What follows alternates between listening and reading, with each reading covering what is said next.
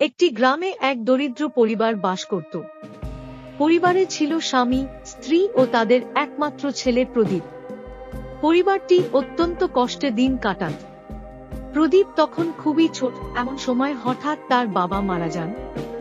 সংসারের সমস্ত দায়িত্ব এসে পড়ে তার মায়ের উপর।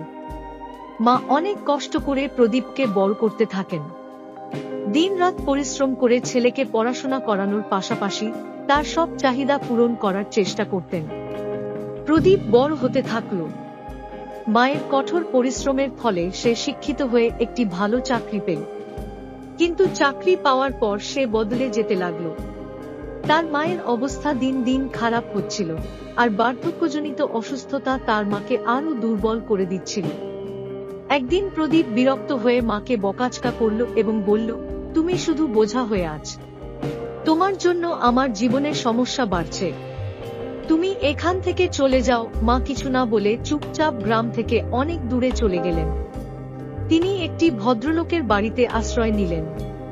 সেই ভদ্রলোক মায়ের অবস্থা দেখে তাকে সান্ত্বনা দিলেন এবং যত্ন নিতে লাগলেন। এদিকে প্রদীপের জীবনেও অশান্তি শুরু হলো।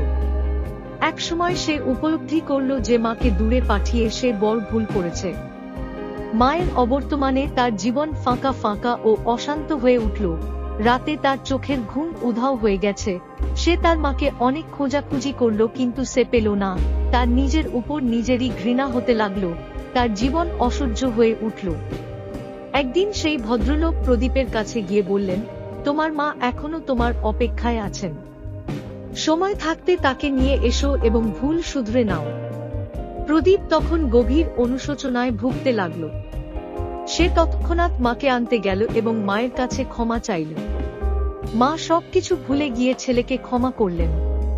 প্রদীপ বুঝতে পারল, মাই ছিল তার জীবনের আসল আলো, যে প্রদীপের মতো তাকে সারা জীবন পথ দেখিয়েছেন।